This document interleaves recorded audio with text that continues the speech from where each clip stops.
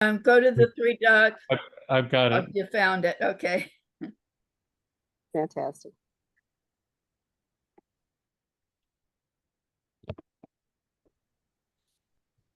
Okay, Kevin. I'm going. Yeah.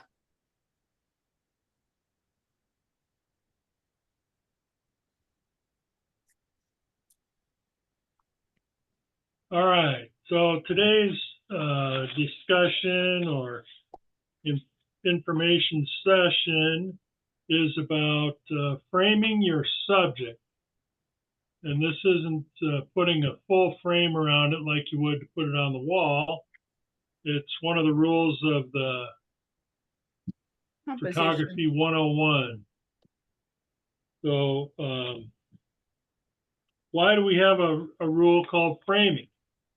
Well, it helps you draw attention to the subject, catches the viewer's eye, and presents the subject so that it doesn't get lost in the whole photo. Kevin, all we're seeing is the Zoom screen. Yeah, all I'm doing is talking right now. Okay, all right. Just thought I'd check. I can put that up. Yeah, I've just, instead of playing a video, I've decided That's just to fine. run through about 8 or 10 things, and then we'll display some pictures and run through them and talk about them. So, framing is the creation of boundaries around the subject. Keeps the viewer's eye from wandering around. Many things and techniques can be used to create this frame. It's used alongside of many of the other rules, the diagonal lines, leading lines, vignetting, all kinds of stuff can be used for helping position the subject so that you might be looking through a portal, doorway, or window. Try and put the subject in front of a background which creates a frame. Lots of portraits and wedding pictures, you see curtains or lacy stuff, person sitting on a chair with the background broken up by some object or thing.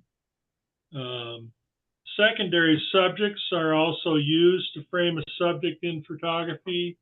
You might have a vase as a subject, and the flower in the vase would be a secondary subject, helping you draw your eye to the vase. Bokeh effect, that where you wash out the background or the foreground using your f-stop, or in Photoshop you can create a bokeh. Helps get the subject right front and center so that it's very discernible. Color difference is a good way of identifying the subject in the surrounding picture. The position of lighting. This is especially true for product, food photography, portrait photography. Lighting is very appropriate, helps the viewer work on their issues and get the, let's see here.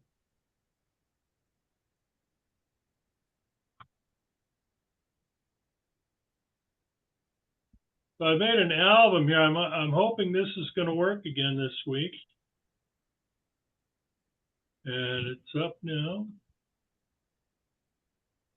So we can talk about how this helps, what techniques were used in framing this. This, obviously, the bokeh in the back, very, very washed out. Putting the eyeball on the rule of thirds, the contrasting colors. Anybody else see a different method used for framing this picture? It almost looks like it's vignetted. Vignette, very good. Yeah, that's true.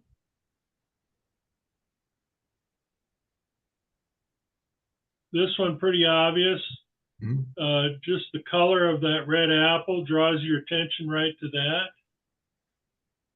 Did you stage that at the store? I'm sorry. Did you stage that at the store? Well, actually, this one was off the internet. Oh.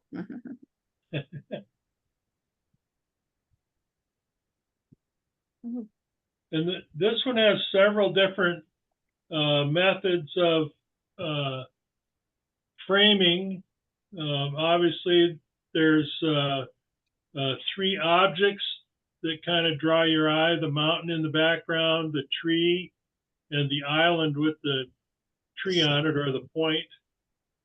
Then the rule of thirds, the horizon is on the line in the thirds. And then we also have branches and bushes in the foreground and the sky in the background to draw our attention to the tree and the island.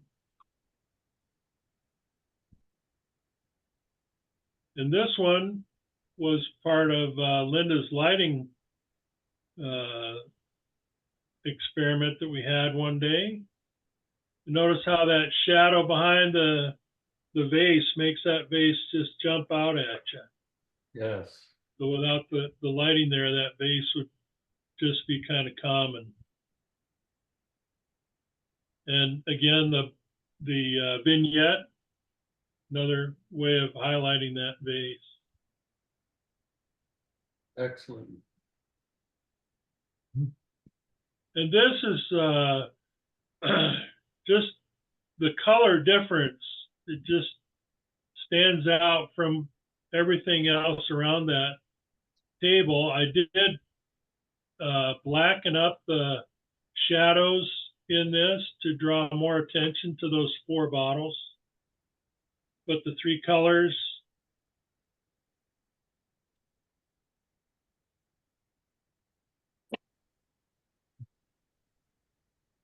anybody got any ideas on why this is framed or how it's framed? The lighting around it brings it out. The lighting, yes. The bokeh in the background. Mhm. Background bokeh. I thought silhouetting was a different method of having that subject stand out. Good point. Yeah.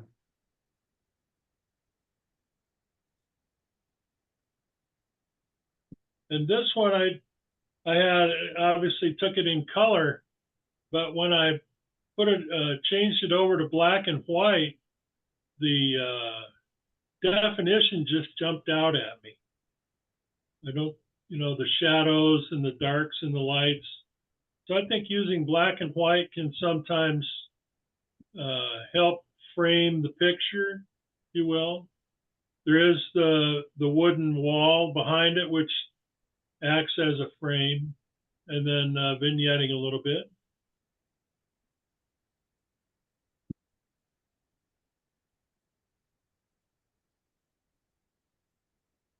And this, I think, just kind of speaks for itself. There is no other way to look at that without seeing the Milky Way. There is some trees in the foreground. Say there's some diagonal lines there, but Milky Way stands by itself. Anybody got any other suggestions on what framing this techniques would be involved here? I would say a little bit of contrast, the lightness compared to the darkness of the Milky Way. Okay. Yeah, to my eye, the viewer is drawn in from the lower left corner through those split in those trees to the arm of the Milky Way. So you got a diagonal that goes from lower left all the way to upper right. Yeah, it does tend to go right through the break.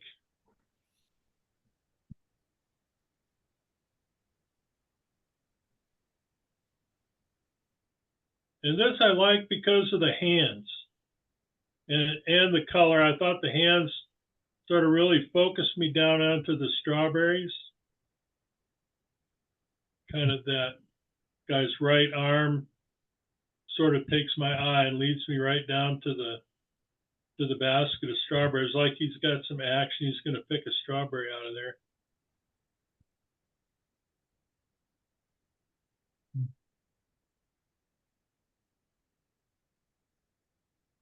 Oh, that's a good And I one. like the idea of this telling a nice story.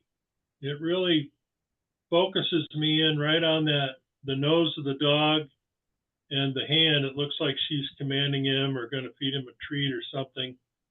And the concentration of the dog just draws my attention right to the center of the photo there. Shot. Then this one was just totally black out the background. And then the contrasting colors of the bright white with the yellow center. Yeah, it's like the black is framing the flower, but in the flower, the white is framing the yellow, the center. Yes, yeah, so double frame there. Yeah. And this I talked about using physical structures. Looking through the double archways, the pier out at, what is that, San Clemente, I guess? Yes.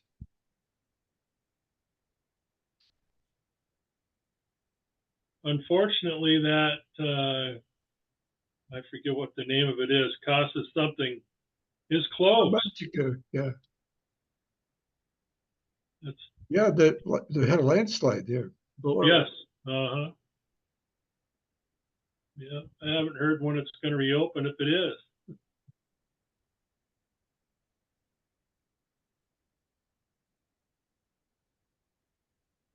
Ooh, that came out really tiny.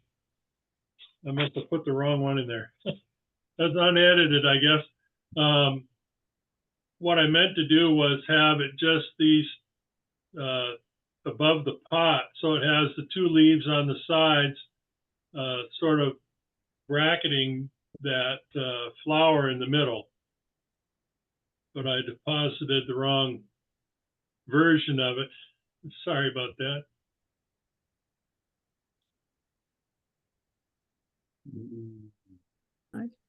And this is just using macro photography to accentuate the subject.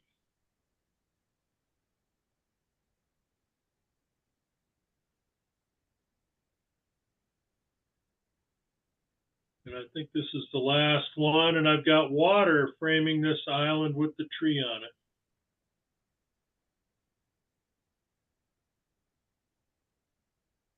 And that's the end of Frame Your Subject. So Very nice. we have a conclusion here. Mhm. So consider what the objective is of taking the photo.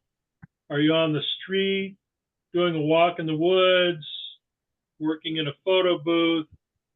Creating the story of what you want the viewer to see and feel can be achieved with a combination of tools, along with framing, to make the eyes focus on the subject. Look around the scene to be sure you have the right position and subjects. Leave room around the edges for post-processing, and don't cut off people's feet and hands. And I thank you for letting me do this. Thank you, Kevin. Thank you. Thank you. Nice Real nice good. job, Kevin.